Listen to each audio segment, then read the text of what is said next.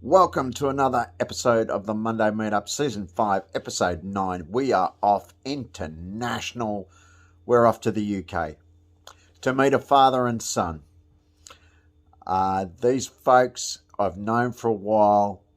They're charismatic, they're energetic, they're full of life, they're opinionated. All the things I love in human beings. These two are your typical father and son that like to take the mickey out of each other, and they're just a lot of fun. From building to gardening, TV shows, they've both been on TV shows. Gives me great pleasure to introduce you to the Meade boys. Is that your brother? No, it's my dad. Because they're saying that you look young, but clearly they're saying I look old as well. So. Raph, what did you do on Father's Day? Well, I was... Oi, I'm talking. Keep it down, would you? No, you keep it down. What's going on? I'm trying to... Oi! Couple of catwalks. Oi! It's on TV a few times. Easy, Tiger. I'm telling the people what we've been doing today on Father's Day. It's Father's Day. Listen to him. Celebrities over here. Oh, God blimey. All right. Oh, I'm going to let the young one go first then. Go on in. Age before beauty. Love you, people.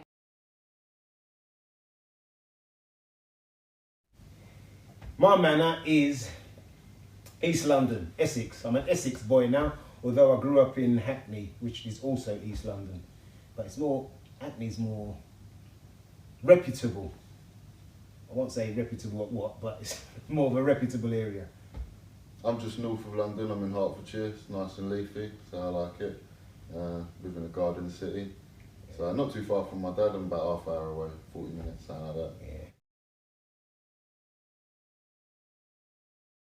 Well, my carpentry life began.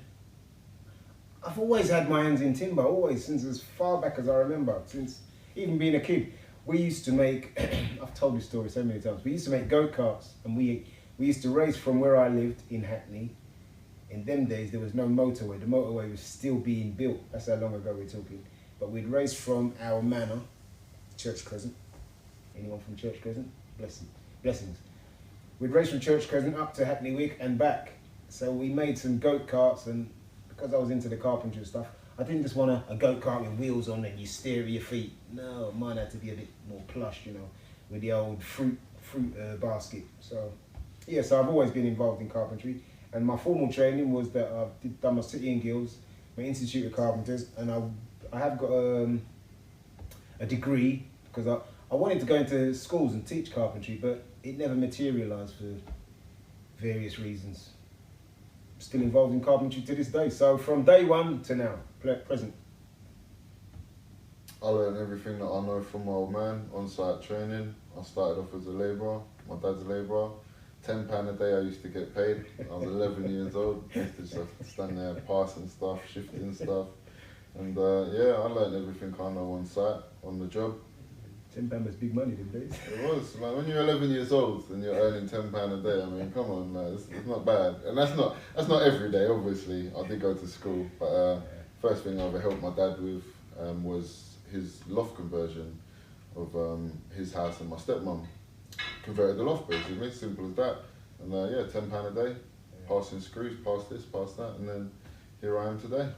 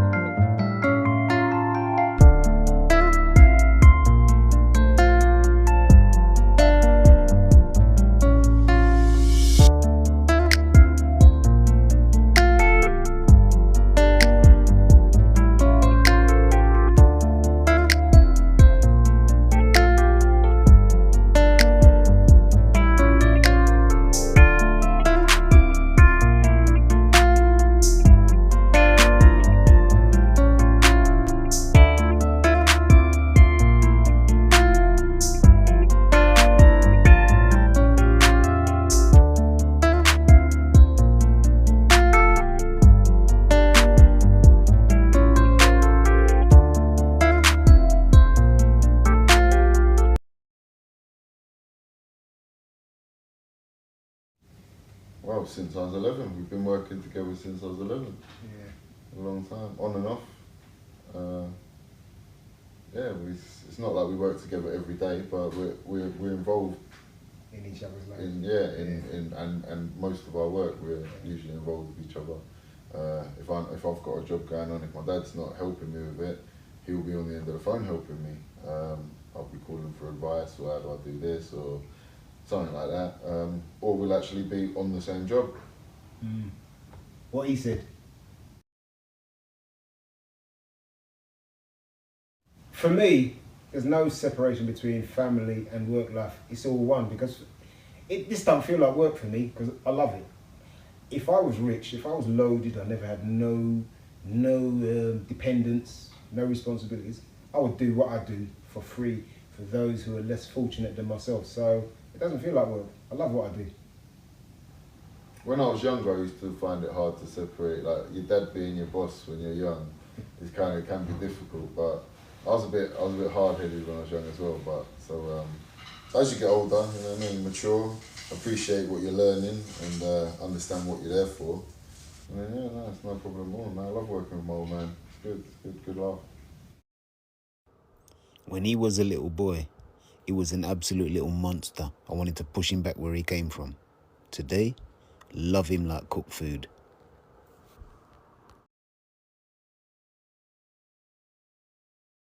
Well, the thing with the van conversions, it's hard to separate van conversions from what we do, because we don't do any one thing. It's not like we go to a factory and we just make cabinets, or we go to someone's house and we just make wardrobes, or we go on a roof and we only do roofs. We do a menagerie of things. We could be on a roof this week, we could be in someone's bedroom next week, we could be in a workshop the week after, we could be in someone's van the week after that. So what we tend to do is very varied. I mean, at the moment, we're working in a studio behind the scenes of an up-and-coming TV program. So I like the way we work now. There's no form of boredom. You can't get bored, because you never do the same thing. The same thing, yeah. It's always different. Yeah. This is Grassington. This is one of the filming locations. It's one of the biggest, I think it is the biggest town in the Yorkshire Dales, biggest town, village. It's all cobbled streets, old stone buildings. We're over there, I think, doing a porch, doing something there. But yeah, a lot of the filming was done here. Very old worldly feel about it.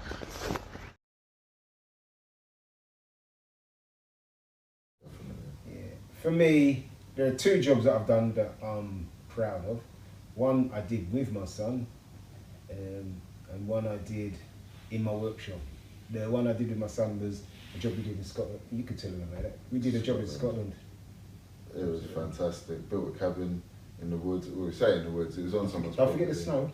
The snow, the weather in Scotland. If you've never been to Scotland, it is unreal. You get 4 seasons in 1 hour. It's bizarre. He's not joking.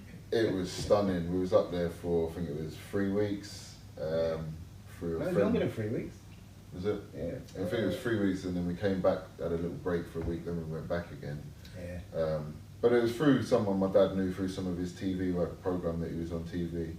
Wanted a cabin built on their property, basically, and it wasn't just the actual building of the cabin, which is it's on our Instagram. It was the first thing that I built my Instagram on, actually. I think that's you first actually added me based on that, I think, Ash, actually. And yeah, it was stunning. It was the lifestyle we were living, up at 5 o'clock in the morning, out on site at 6 o'clock.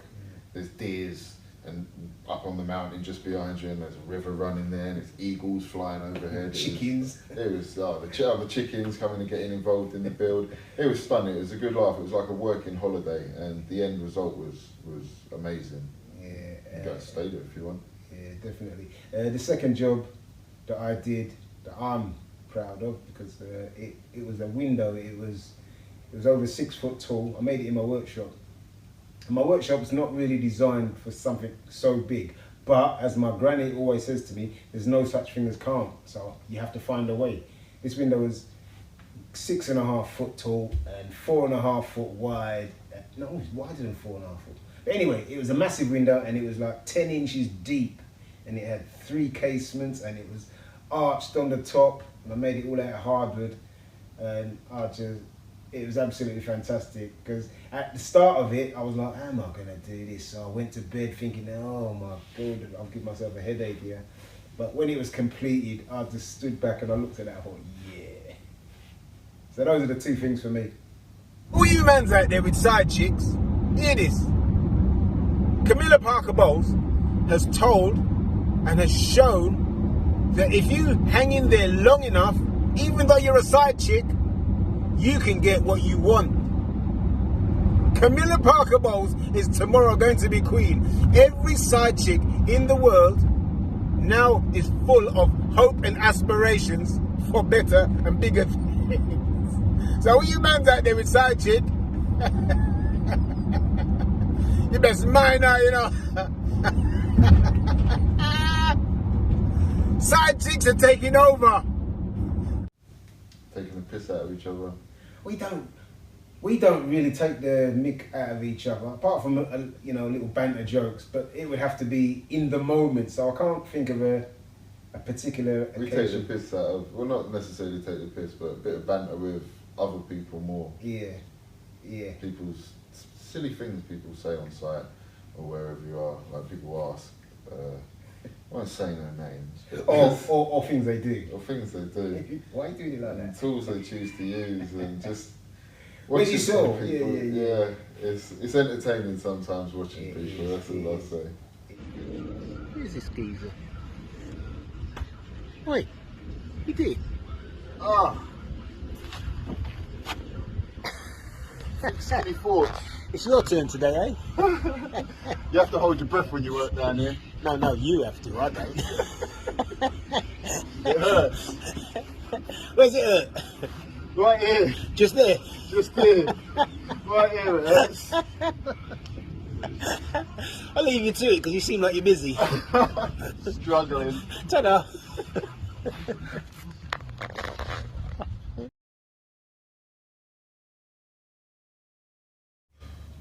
Maybe I'm boring because he doesn't do anything that I would say irritates me. I've actually got one. I thought of one. Cool. I've actually thought of one. Cool. We've got all these little sayings. You know, lie it down and it can't fall down. Yeah. You always stand your drill up. The cordless is always stood up. I want to kick it over. I really just want to kick it over. And so lie it down and it can't fall down. I'm never going to stand my drill up ever again now. Yeah, but the drill's got a flat base. It's solid. All right, I hear what you're saying. All right. My drill is never going to stand up again. From this day forward, my drill will always be lying down. But the thing is, those sayings, they all come about because, like, your level, it irritates me when someone stands your level up and just against the wall. Because there's only one place it can go, and that's over. And if it hits the floor, it's no longer a level, it's a bent. And I don't want my level bent. Yeah. I'm always going to lie my drill down now.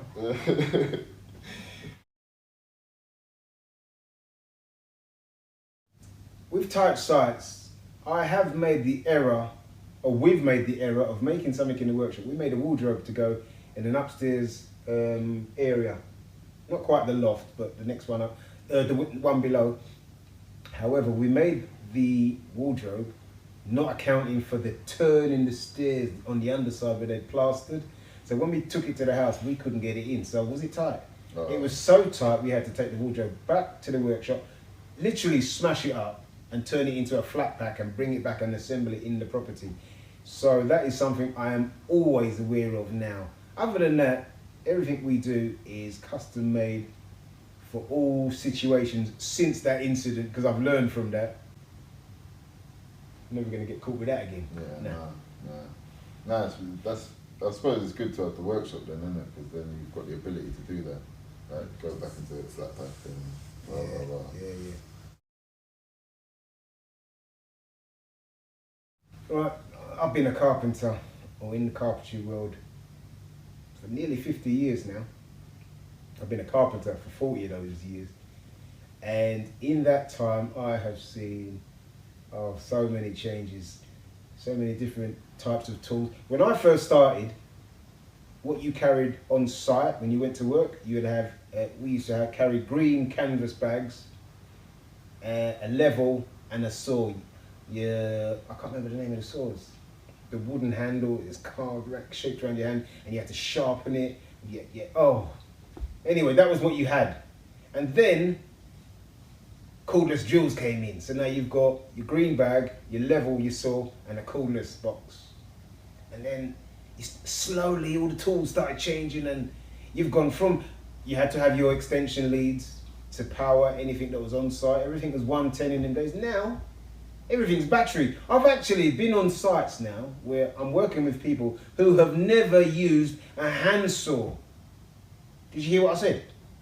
Have never used a hand saw. They've jumped straight from nothing, straight to a skill saw. And I'm not even joking. So have I seen some changes? I've seen some major changes. Sometimes they think he's an old man, the way he carries on. Because I was taught how to do things properly with hand tools and whatever, and then progress onto power tools and stuff. So he's seen cutting something with a saw on site. They say, why don't you use a skill saw? He says, yeah, no, I like to do it properly. Old school, like a bit of craftsmanship. I feel like there's more craftsmanship with hand tools and things like that. Power tools make it quicker, but as long as you know how to use the power tool does the job. yeah. So but other than knowing how to do it the old school way, which I appreciate and I love,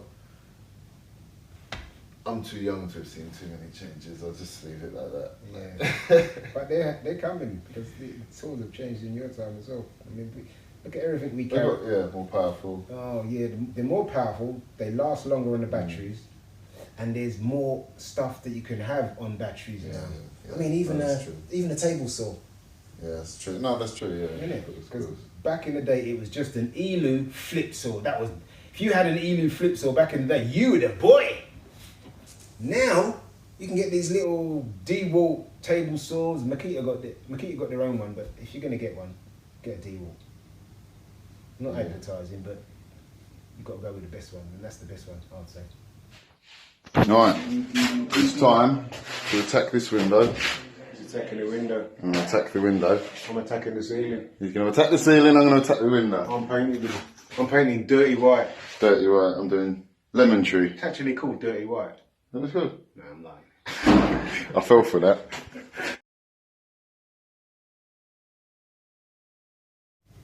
With the social media, that started for me as just something to play with.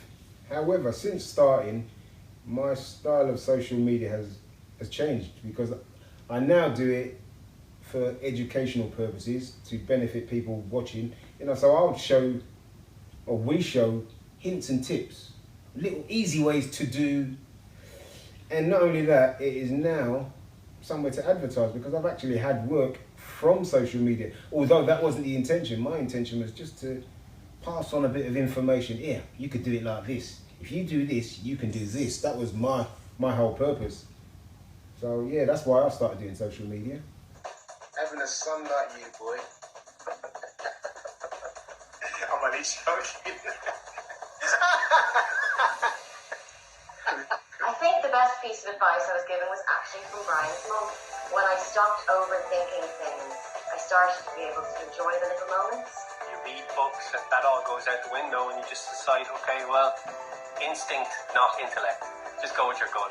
Most of the stuff that I do is all because of you, Dad, and without you, I genuinely would be quite lost. You've taught me my career, how to be a man, how to get over the hard times, because there's always a brighter day to come. You trying to make me cry or what? Dad, I wanted to say thank you for all the advice you've given me and for being such a great... Yeah, my Instagram was, I started it on that, funny enough, on that cabin that we was talking about earlier, up in Scotland. That's the only social media I actually have. I don't do anything else. But yeah, I started it on that, and then I think we started following each other, Ash. And what I'd know, my purpose of social media is I feel like you can create a real good community around the craft that you're doing, whatever it is. Because I mean, this is how we know each other, and we speak quite regularly, and there's quite a good woodworking community, I feel like, and it's supportive, and you can learn things and make friends around the world. Essentially, you're on the other side of the planet. We're up here in England right now, so that's my purpose for it. And every now and then you see my car kind of flood into it as well.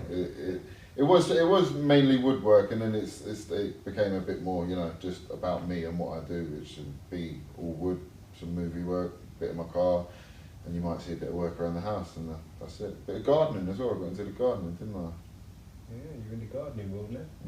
Yeah. I used to get a lot of rejection, and they'd give me a call. I'd turn up at the house and they'd be like, "Oh, go in." I know I'm not going to get it because they've already seen I'm a black man. They've made their judgments. And then what I did was I employed a white guy who used to come with me. So then I'd be going around measuring up, and they'd be talking to him. He's nothing to do with it. It's just with me. And but that's how I used to get the jobs. And the thing is about being black in the building trade, you build up a resilience, but you just automatically expect it to happen. Raphael Meade is a compassionate carpenter publicly known for standing up to the bullies on Channel 4's show Eden. He's known as the fixer in the design industry. So who is the man who once had ambitions to be a ballet dancer and who now moonlights with martial arts and now finds himself rubbing shoulders with celebs while filming another new Channel 4 show, Key to a Fortune? Greetings everyone, my name is Taurie. This is Raphael Meade. This is my father, but people think we're brothers.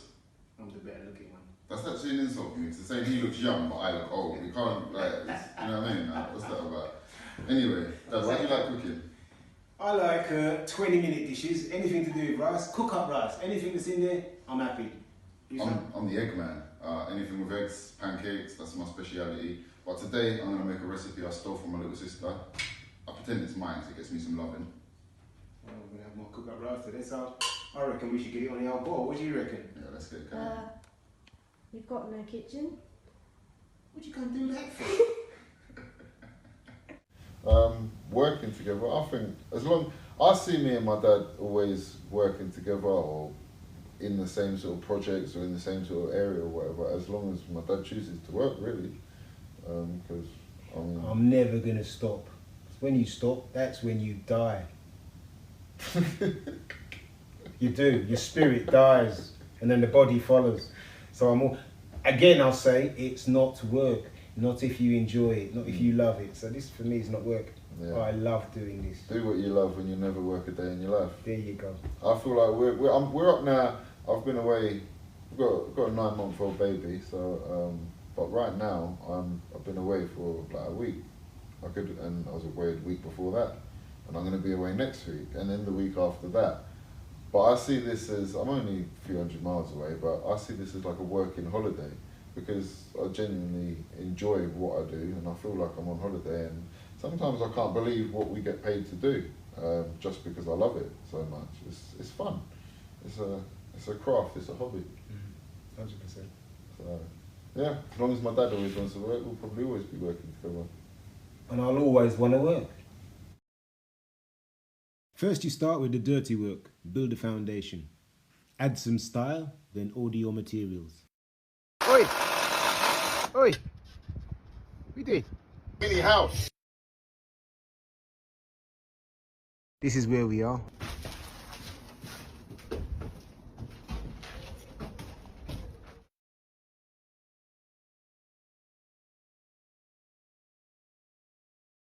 There's a nice little bit of detail I've got to do here. See this? I'm going to cut it so it goes round. And then somehow I'm going to make the gutter follow. By layering 4mm ply using pins, glue and screws, I have now created the desired shape. Cut my roof, make alterations to the gutter. Using a heat gun, I've cut off the excess flesh. I've had to make good using fiberglass, resin and hardener, then paint to finish.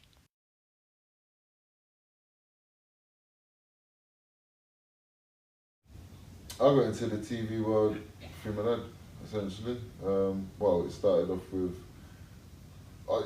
when you say the TV world, I don't really... Because it's both sides, you could be behind the camera or in front of the camera. It started off behind the camera, building the movie sets. We're doing that right now, working on... All Creatures Great and Small. All Creatures Great and Small. Yeah, we've done loads of things like that. In front of the camera came about because of my dad, really. Yeah, my experience goes back to, I was minding my own business. I was running a contract firm with a then partner, and I received a phone call one day and it asked me if I wanted to go away for a year. Cut long story short, I did a reality show, and because I'm one of these people, I watch the telly and I think, what's he do? Oh, come on, I could do that. I decided I need to put my money where my mouth was. So I got myself involved when I was on TV, and when that project finished, it kind of rolled into something else and then something else. And since then, my life has completely changed because I don't work on your everyday building sites anymore. I started doing more stuff with my son because my son used to work for me in the contract firm. But then I started to get more and more TV stuff. I did a bit of modelling and I did a catwalk. I've done so many different things, all because of that one TV program. So my life now is absolutely banging. Love it. Long may it run. I love my homemade barbecue marinades. Problem is, no one else does. This is a work of art. Yeah, because you didn't make it. The new fire pit range, exclusively at Tesco. Food Love Stories, brought to you by Tesco. Now, this is probably the oldest tool that I have. About 40 years old, this. As my granny used to say, there's always a way. Find it. What you mean you can't? Nice and simple. Done. And all it was a case of just undoing the joints, putting some glue in, and reassembling, giving it an extra little tweak. Sorted. And fabulous furniture maker, Raphael. I was told it's going to be a dinosaur bed, and I had these visions of What we're doing for this particular assignment, we've pre-ordered a bed, and we're decorating around to make it look like something it's not. And this cabinet is the one that's going to have a secret compartment, although is it still a secret if I'm telling you? There's no such thing as can't. My granny used to say, in a Caribbean twang, what you mean you can't? Find out where. Every day's getting harder. I'm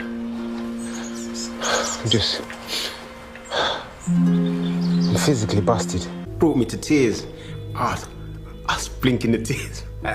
Go, our ref's crying. No, I ain't. For God's sakes, Hannah. What? You and that phone. At least put the phone on silent. I want a divorce.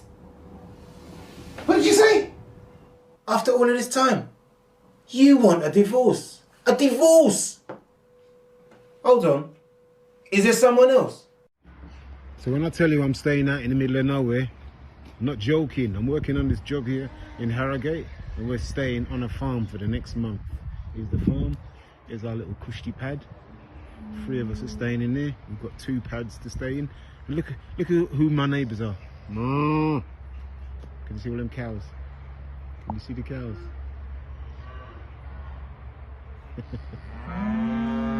Good boy. Love it. And then, yeah, I just kind of, I don't really know. What was the first thing? I think Julia, did Julia see me or something? Your agent? I think my agent asked me, I'm pretty sure she asked me if I've got a son, and what does he look like, or has he got, no, I think it was about tattoos, maybe. Yeah. Do you know what, we've done so many things, I can't honestly remember what the first thing was, but there was something. The program he's involved with at the moment, because he's in a long-running program, he's got a nice little touch. And that came about because of something else. I was asked if I wanted to do something, and I said, this sounds like something that's right on my son's street. And the gentleman I was talking to said to me, why is that? And I said, because he could tell you all the Latin names of all the plants. He just got green fingers, green thumbs. And they said, bring him for a meeting. Bosh. They were in, they just clicked. I felt like a third wheel. I felt like I was in the way, so I was left into it. And Garden Rescue. He's in. Yeah, I work with Charlie Dimmock now in Garden Rescue. Charlie Dimmock used to be on ground force. Good laugh. Yeah, that's what I do. So that's what I do through the summer. And then we've still got some things in the pipeline that's happening. So I feel like it's just the beginning, really. But I'm really happy with where things are and how things are going. See you. And as with any garden design, precise positioning is paramount. Hello.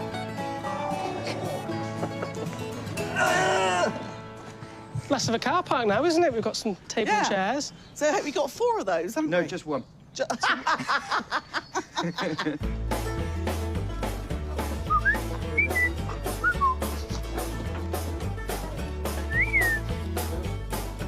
All that's needed to finish. The landscaping team have arrived in Wales. I'm all over that. Huge pond going in as well. So, Taurie, I think me and you might be doing a bit of digging there. We got a digger? Nope. Yeah. Yeah. It's cool. First job really is the pond.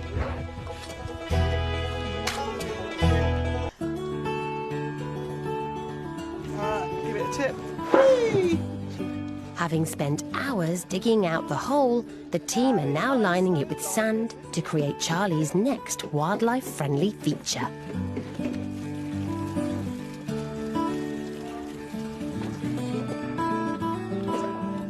Get in there, Taurie. I said getting there, not get in there. Sorry, I misunderstood.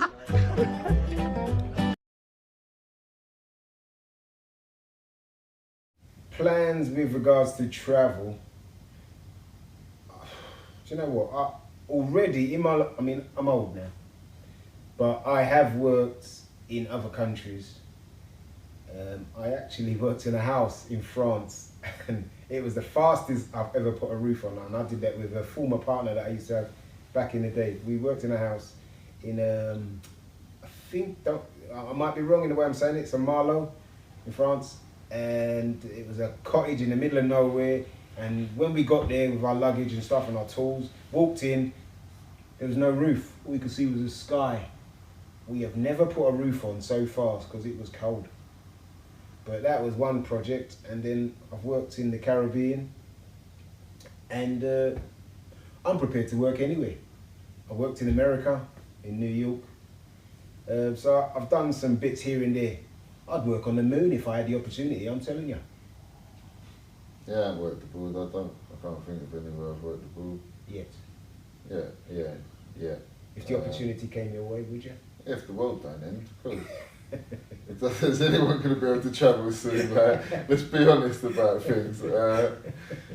Yeah, I'd love to travel. Obviously, I'm always willing to travel. I feel like I said, this is where I am right now. It's a working holiday. I'm only a few hundred miles away up north in England, but yeah, I'm always happy to work and travel. That'd be more enjoyable than doing normal work, whatever normal work is, because I don't do normal work. Yeah, but yeah, I'm always willing to travel.